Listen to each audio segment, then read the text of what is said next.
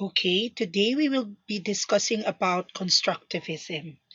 And you have had prior information about constructivism since we have been discussing about Gestalt psychology and Ausubel and of course Brunner, who is known to be the father of constructivism.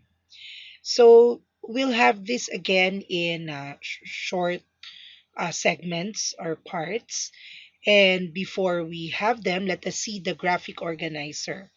So, constructivism, we shall have the views of constructivism, which is basically individual and social constructivism, the characteristics of constructivism, and of course, organizing knowledge. Okay, so far you have studied both the behaviorist and the cognitive views of learning. Behaviorism is said to be focused on the external because we are looking at the connection of stimulus and response, and that reinforcement is the key to learning. The uh, the effect of a certain action becomes the basis of whether that action would be repeated.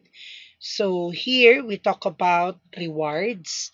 We talk about the laws of readiness, the law of um, effect, and of course the law of exercise. So all of these pertain to again the connection of stimulus and response. And behaviorists saw learning as a change in behavior. So learning happens when you actually can see a change in the action of the person. Now, the cognitive view of learning focuses more on the internal rather than the external. So we can already see that learning will not only take place if there is already a change in outward behavior. It's not all about outward behavior. So for them, for the cognitive view, learning is an active process.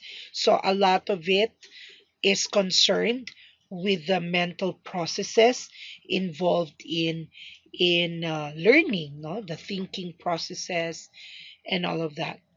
And learners initiate experiences, search information, and of course reorganize what they already know. So you will see here how active the learner is compared to the behaviorist point of view, where the learner is really seen as a recipient, as somebody who receives instruction.